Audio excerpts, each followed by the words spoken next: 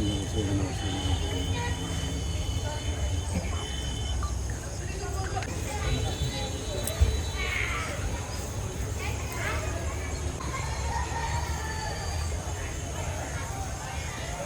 برحمتك يا ارحم الراحمين اللهم ظلمت نفسي ظلما كثيرا انه لا يغفر الذنوب جميعا الا انت غافر مغفرة من عندك سبحان ربك رب العزة عما يصفون والحمد لله رب العالمين وجعل آخر كلامنا عند سكرات الموت شهادة لا إله إلا الله।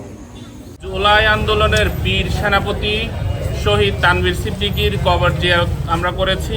এই পর্যায়ে আমাদের কেন্দ্রীয় ছাত্রদলের চট্টগ্রাম বিভাগীয় সাংগঠনিক টিমের টিম লিডার কেন্দ্রীয় ছাত্রদলের বিপ্লবী সহসভাপতি জনাব আরিফুল ইসলাম আরিফ আপনাদের মাঝে সংক্ষিপ্ত বক্তব্য দেবেন।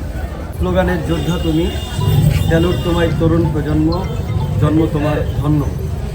আমাদের তরুণ প্রজন্মের বাতিঘর এই কক্সবাজারের কৃতি সন্তান ছাত্রদলের যে 143 জন শহীদ হয়েছেন 2024 গণ অভ্যুত্থানে, জুলাই আগস্টের গণ অভ্যুত্থানে ছাত্রদলের 143 জন শহীদের অন্যতম শহীদ জুলাই যোদ্ধা তানভীর সিদ্দিকী। আজকে এই তানভীর সিদ্দিকীর এই জুলাই মাসেই আমাদের তানভীর সিদ্দিকী মৃত্যুবরণ করেছেন, শহীদ হয়েছে। গত 18 জুলাই চট্টগ্রামের বদ্দারহাটের সেই আন্দোলনের নেতৃত্ব দিচ্ছিলেন।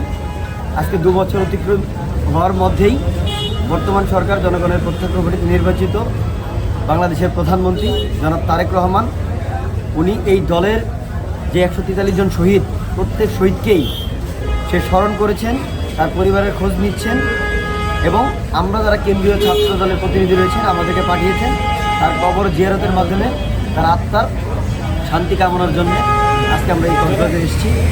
আমরা প্রত্যাশা করি আজকে এই শহীদ তানভীরের মতো সারা বাংলাদেশে যতজন শহীদ হয়েছেন জুলাই বিপ্লবে কিংবা বিগত 1.5 দশকে যারা গণতন্ত্র রক্ষায় রাজপথে সংগ্রাম করেছেন, নিপীড়িত হয়েছেন, নির্যাতিত হয়েছেন, পঙ্গুত্ব বরণ করেছেন, সর্বশেষ যারা শহীদ হয়েছেন প্রত্যেক শহীদের জন্যই আমাদের মাননীয় প্রধানমন্ত্রী সবসময় সচেতন রয়েছেন, তাদেরকে স্মরণ করার জন্য নানামুখী কর্মসূচি উদ্যোগ গ্রহণ করেছেন।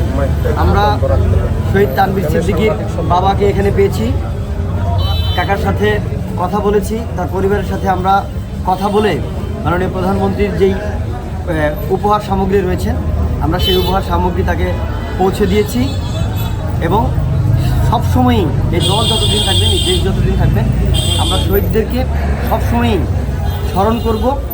আমাদের প্রধানমন্ত্রী সবসময়ই সার্বিক খোঁজখবর নেওয়ার জন্য আমাদেরকে পাঠিয়েছেন।